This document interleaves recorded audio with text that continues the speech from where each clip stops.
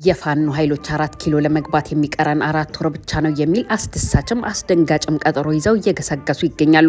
የፌዴራል መንግስት አዲስ አበባን በብረትና በድሮን አጥሮ ሰማዩም መሬቱም በቁጥጥር ስር ነው እያለ ቢገኝም የፋኖ ኃይሎች ከጎጃም ገደሎች እስከ ወሎና ጎንደር ተራሮች ከሸዋ ገደላ ገደል የሚያሰሙት የድል ዜና የፋኖ ወደ ከተሞች የመጠጋት ዜና 4 ኪሎ ለመግባት የሚቀረው 4 ወር ብቻ እንደሆነ የሚጠቁም ሆኗል። የተለያዩ የመረጃ ምንጮች እንደሚጠቁሙት ፋኖች ጫካ ውስጥ ብቻ አይደሉም፣ የከተማውን ብርሃን ማጥፋትና ማብራት ጀምረዋል። አዲስ አበባን በሩቅ መነጽር ሳይሆን በአይን ርቀት እያዩት እንደሆነም ይጠቁማሉ። ለበርካቶች ሞት በሚሊዮን ለሚቆጠሩ ህጻናት ከትምህርት ውጪ መሆን ምክንያት የሆነው በአማራ ክልል በሁለቱ ተፋላሚ ኃይሎች መካከል የሚደረገው የእርስ በርስ ጦርነት ወደ 3ኛ ዓመቱ እያመራ ይገኛል። ወዲህ ደግሞ አብይ አህመድ በውድም በግድብ አሰብን እናስመልሳለን እያሉ ሲፎክሩ፣ ኢትዮጵያውያን በኑሮ ውድነትና ሀገር ውስጥ ባለው ብልሹ አሰራር እንዲሁም የወጣቶች እስርና ፍሳስ ያስጨንቃቸው የሀገሪቱ ብሔራዊ ቴሌቪዥን ሲከፈት ግን የሚያዩት ሌላ የማያውቁትን አገር ሆኗል። እዚህ ስክሪን መስኮት ላይ አገሪቱ አረንጓዴና ውብ ናት። ገሚሱ ይጨፍራል። ፕሮጀክቶች በተለይም መናፈሻዎች ይመረቃሉ። የቲቪው መስኮት ተዘግቶ የቤቱ መስኮት ሲከፈት ደግሞ የአገሪቱ ሁኔታ የሰው ኑሮ ልብ ይሰብራል። የኑሮ ውድነቱ ከጣሪያ በላይ ሆኖ ሰማይ የነካበት፣ ፍትህ እንደ ቅንጦት የሚታይበት፣ ወጣቶች ትምህርት ቤት ሳይሆን እስር ቤት እልፍ ሲልም ላስገድዶ የጦር ስልጠና የሚታጎሩባት አገር ሆናለች። የኢትዮጵያ ሰማይ ካዘለው የዝናብ ደመና ይልቅ የባሩድ ሽታ አርግዟል። ከሰሜን እስከ መሀል ሀገር ከምዕራብ እስከ ምስራቅ ውጥረቱ ነግሷል። አሁን እየተሰሙ ባሉ መረጃዎች በአንድ በኩል 4 ኪሎ ለመግባት 4 ወራት ብቻ ይቀረናል የሚሉት ኃይሎች፣ በሌላ በኩል መሬቱም ሰማዩም የኔ ነው የሚለው መንግስት፣ በሰሜን በኩል የህዝባዊ ወያነ ሓርነት ትግራይ ህወሓት ተገንጣይ ኃይሎች፣ እንዲሁም ለኢትዮጵያ ስር የሰደደ ጥላቻ ያላት ኤርትራ፣ በሩቅ ደግሞ ግብጽና ትራምፕ የጠነሰሱ ሴራ የ4 ኪሎ መንግስት ጭንቀት ውስጥ የከተተው ሆኗል። ብልጽግናው መንግስት ግን በሀገሪቱ ውስጥ ያለውን የሰላም እጦት ከማረጋገጥ ይልቅ ለቀዳሚ የኑሮ ውድነት ዘላቂ መፍትሄ ከመፈለግ ይልቅ ቅድሚያ የሚሰጠውን ያገጠጠ የራብ ችግር ከመፍታት ይልቅ የዘመናዊ ጀቶችና ድሮኖች የአየር ላይ ወታደራዊ ትርኢት በሚሊዮን የሚቆጠር ብሮችን ወጪ በማድረግ እዩኝ በምድርም በሰማይም አትችሉኝም በማለት የጦርነት ዲቤ ይደልቃሉ፣ ይዝታሉ፣ የጦርነት እሳት ያቀጣጥላሉ። ቀይ ባህርን አስመልሳለሁ የሚለው የኢትዮጵያ መንግስትና መከላከያ ሰራዊት ቀይ ባህርን ከማስመለሱ በፊት የጎረቤት ሀገራት ወደ ኢትዮጵያ ክልል ገብተው የሚያደርጉትን ጥቃት ማስቆም ተቀዳሚ ተግባራቸው ሊሆን በተገባ ነበር። ከዚህ ቀደም የደቡብ ሱዳን ታጣቂዎች እንዲሁም የሱዳን ኃይሎች ወደ ኢትዮጵያ ክልል በመግባት ነዋሪዎችን ሲገድሉ፣ ህጻናትና ሴቶችን አፍነው ሲወስዱ ምላሽ ያልሰጠው ለምን ይሆን ብለን ብንጠይቅም ምላሽ የለም። አብይ አህመድ ትናንትና ትንንሽ ሀገራት ናቸው ብለው ከሚጠሯቸው መካከል አንዱ የሆነችው ጅቡቲ በተደጋጋሚ የኢትዮጵያን ክልል ጥሳ በመግባት ተደጋጋሚ ጥቃቶችን ማድረሷን ዛሬም ቀጥላለች። መረጃ ምንጫችን መሰረት ሚዲያ እንደዘገበው የጅቡቲ አየር ኃይል የኢትዮጵያ አየር ክልልን ጥሶ በመግባት ተደጋጋሚ የአየር ጥቃቶችን በተለያዩ ጊዜያቶች ሲፈጽም መቆየቱን በተለይም የውጭ ሀገራት ሚዲያዎች ዘግበውታል። ለምሳሌ የዛሬ ዓመት ታህሳስ ወር ገደማ የጅቡቲ መንግስት በአፋር ብሔራዊ ክልላዊ መንግስት ውስጥ ሰነዘረው በተባለው የድሮን ጥቃት ቢያንስ 8 ሰዎች መገደላቸው ተዘግቦ ነበር። የጅቡቲ መንግስትም ጥቃቶቹ ከተፈጸሙ በኋላ እርምጃውን የወሰደው በአሸባሪዎች ላይ በራሱ ግዛት ውስጥ መሆኑን በተደጋጋሚ ይገልጻል። በኢትዮጵያ መንግስት በኩል ደግሞ ምንም አይነት እርምጃ ሳይሰጥ ያልፋል። በወጣ መረጃ ጥር 5 2018 ዓ.ም እንደተጀመረ የተነገረለት የጅቡቲ አየር ጥቃት በኢትዮጵያ አፋር ክልል ውስጥ መሽገው የጅቡቲ መንግስት የሚፋለሙ ቡድኖች ላይ ያነጣጠረ ነው ተብሏል።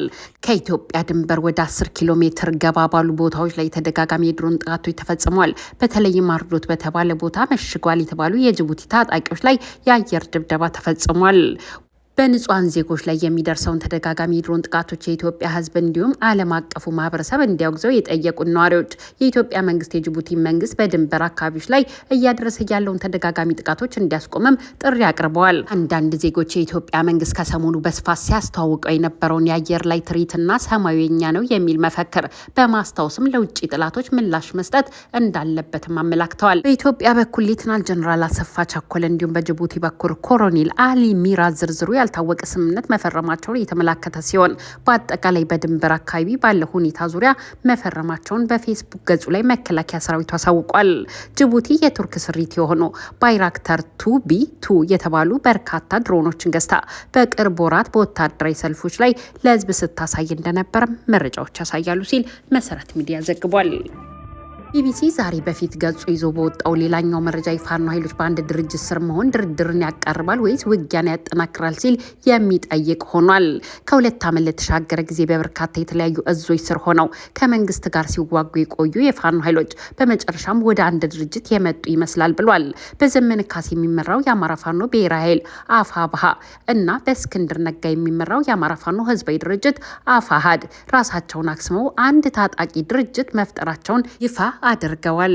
የአማራ ፋኖ ብሔራዊ ንቅናቄ የሚል ስያሜ የያዘው አዲሱ ድርጅት የመጨረሻዎቹ የፋኖ ኃይሎች ተዋህደው የፈጠሩት እንደሆነ የድርጅቱ የህዝብ ግንኙነት መምሪያ ኃላፊ ሆነው የተመደቡት አስረስ ማረ ዳምጤ ተናግረዋል። የፋኖ ኃይሎች አዲስ ድርጅት መመስረታቸውን ይፋ ያደረጉት ለበርካቶች ሞትና በሚሊዮኖች ለሚቆጠሩ ህጻናት ከትምህርት ውጪ መሆን ምክንያት የሆነው የአማራ ክልል ግጭት ወደ 3ኛ ዓመቱ እያመራ ባለበት ጊዜ ነው። ካፒቴን ማስረሻ ሰጤ፣ ኮሎኔል ፋንታው ሟባና እያሱ አባተ ያሉ የአማራ ፋኖ ህዝባዊ ድርጅት አመራሮችም የትጥቅ ትግሉን በመተው ከመንግስት ጋር ስምምነት የፈጸሙት በዚሁ ሰሞን ነው። መንግስት የሰላም ንግግርን በተመለከተ በተለይም ለዓለም አቀፉ ማህበረሰብ አባላት የሚሰጣቸው ማብራሪያዎች ላይ የፋኖ ኃይሎች የተበታተነ እዝ ስር መሆንን እንደ አንድ እንቅፋት ሲጠቅስ ቆይቷል። አሁን የፋኖ ኃይሎች የአንድ ድርጅት መስረታ በመንግስት በኩል ሲነሳ የቆየውን አንድ ተግዳሮት የሚያስወግድ ሆኗል። ቢቢሲ ያነጋግራቸው አንድ የፖለቲካ መምህር እንደተናገሩት ቡድኖቹ አንድነት ከሌላቸው በድርድር የሚመጣ የሰላም መፍትሄን ለማስፈጸም በጣም ከባድ ይሆናል። ፍላጎታቸውና ጥቅሞቻቸውን በግልጽ የተብራሩ እንዳይሆኑ እንደሚያደርግም ያክላሉ። ይህም ቀውስ እንዲበዛ እንዲሁም እንቅስቃሴው እንዲጠለፍ ምክንያት እንደሚሆንም አስረድተዋል። ፋኖ ኃይሎች የተበታተነ እዛቸውን በአንድ መዋቅር ስር ለማድረግ በተለያየ ጊዜያት ድርድሮችን ማካሄዳቸውን ሲገልጹ ቆይተዋል። እነዚህ ሂደቶች የተሳኩባቸው አጋጣሚዎች ቢኖሩም ረጅም ጊዜያት የወሰዱ ድርድሮች ሲከሽፉም ተስተውለዋል። የፋኖ ኃይሎች በመካከላቸው ያለው ልዩነት ሰፍቶ በደም የሚፈላለጉና እርስ በርስ የተዋጉ ሆነው እንደነበረም ዶክተሩ አክለው አስታውሰዋል። ባንታየው ሽፈራውና ጆን ኢሺያማ የተባሉ አጥኚዎች የፋኖ ኃይሎች አንድነትና ክፍፍልን በተመለከተ ባለፈው ዓመት መጨረሻ ባሳተሙት መጣጥፍ ቡድኖቹ የርዕዮተ ዓለምና የፖለቲካ ግብ ልዩነት እንዳላቸው ጽፈው እንደነበረም ይታወሳል። በእስክንድር ነጋ የሚመራው አፋሕድ የአማራ ማንነት ከኢትዮጵያዊነት ጋር የተጣበቀ በመሆኑ አማራዎች ራሳቸውን ከኢትዮጵያ ነጥለው መመልከት እንደሌለባቸው እንደሚሞግት አስፍረዋል። በተቃራኒው ወገን ያሉት ኃይሎች ምልከታ ደግሞ ጥልቅ መሰረቱን የጣለው በአማራ የብሔር ማንነት ላይ እንደሆነ ጸሐፊዎቹ ጠቅመዋል። ይህ አመለካከት የአማራ ብሔርተኝነትን አንድ ኢትዮጵያዊነትን መልሶ መገንቢያ መንገድ አድርጎ ከማየት ይልቅ ለአማራ ሕልውናና ጥቅም ቅድሚያ የሚሰጥ ነው ሲሉም ልዩነቱን አብራርተዋል። ዶክተር ዳንኤል ይህ አማራነት ወይስ ኢትዮጵያዊነት ይቅደም የሚል ክርክር አንዱ የክፍፍል ምንጭ እንደነበረ ቢያምኑበትም ከዚህ በላይ ግን አውራጃዊነት ዋነኛ ተግዳሮት ነው ይላሉ። ከዚህ ባሻገርም በውጭ ሀገር የሚገኙ ዲያስፖራዎችና የዲያስፖራ ሚዲያዎች መካከል ያለው የአቋም ልዩነት አንድ እንዳይሆኑ ትልቅ አስተዋጽኦ አድርጓል ሲሉም ተጨማሪ ነው የሚሉትን አስተያየት ሰጥተዋል። አስረስ ማረ ዳምጤ በበኩላቸው ከውስጥም ከውጭም ጣልቃ ገቦች ነበሩ። በተለይ የመደራጀት ሚናውን መሬት ላይ ላለው ኃይል ለመሪው ከመተው ይልቁንም በርቀት ሆነው የመወሰን ፍላጎት የነበራቸው በርካቶች ነበሩ ሲሉ ለቢቢሲ ተናግረዋል። የአማራ ፋኖ ብሔራዊ ንቅናቄ የሁለት ድርጅቶች ውህደት መሆኑን የሚያነሱት አስረስ የተፈጠረው ድርጅት ጥምረት፣ ግንባር ወይም ትብብር ሳይሆን ሙሉ በሙሉ ውህድ ድርጅት ነው በማለት የሚያስረግጣሉ። አሁን ባለንበት ሰዓት የአማራ ፋኖ ብሔራዊ ንቅናቄ ውጪ የሆነ አንድም ጠመንጃ የያዘ አካል አይደለም። ቡድን ደረጃ በግለሰብ ደረጃም የለም። ሁሉን ያቀፈ ሁሉም የፋኖ ኃይሎችን ያካተተ ድርጅት ነው የመሰረት ነው ሲሉም ተናግረዋል። ምስራቅ አፍሪካ በይነ መንግስታት ድርጅት የኢጋድ የአፍሪካ ህብረትና የአውሮፓ ህብረት ልዑካን ካለፈው ዓመት ጥር አንስቶ በአማራ ክልል የሚንቀሳቀሱትን የፋኖ ኃይሎች ከመንግስት ጋር ለማደራደር እንቅስቃሴ ሲያደርጉ ቆይተዋል። የአማራ ፋኖ ህዝባዊ ድርጅትን ሲመሩ የነበሩትም እስክንድር ነጋ ከተቋሙ ልዑካን ጋር ንግግር ማድረጋቸውን ከዚህ ቀደም አረጋግጠዋል። እስክንድር የሚመሩት ድርጅትን አክስመው አዲሱን የአማራ ፋኖ ብሔራዊ ንቅናቄ መቀላቀላቸው ተገልጿል። ይህ ከመሆኑ አስቀድሞ ግን ቢያንስ 3 የአማራ ፋኖ ህዝባዊ ድርጅት አመራሮች የትጥቅ ትግልን በመተው ከመንግስት ጋር ስምምነት መፈጸማቸውም ታውቋል። ዶክተር ዳንኤል መፍትሄ ያሉትን እንደተናገሩት እኔ የሚታየኝ መነጋገር፣ መደራደር፣ መወያየት ነው። ምክንያቱም 2 ዓመት ታይቷል። ለማህበረሰቡ በጣም ዋጋ የሚያስከፍል ነው። እንደዚህ ይቀጥላለሁ ቢባል ማህበረሰቡ መሸከም የሚችል ትከሻ ያለው አይመስለኝም ብለዋል። አጠቃላይ የፋኖ ኃይሎች በአንድ መዋቅር ስር መደራጀታቸው ድርድርን በተመለከተ በጋራ እንዲወስኑ እንዲሁም በጠንካራ የእዝ ሰንሰለት ውሳኔን ወደ መደበኛ ተዋጊ ማውረድ እንዲችሉ እድል እንደሚፈጥርም አመላክተዋል።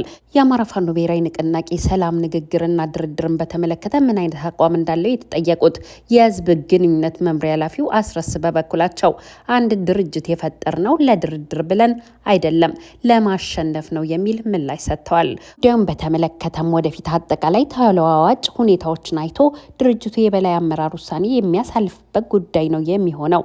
አሁን ያለንበት ሁኔታ ገና ስራዎችን እየሰራን እንገኛለን ሲሉም አክለዋል። ውድን የተከበራችሁ አድማጭ ተመልካቾቻችን አብራችሁን ስለነበራችሁ ወዳችሁና ፈቅዳችሁ ስላዳመጣችሁን ከልብ አመሰግናለሁ።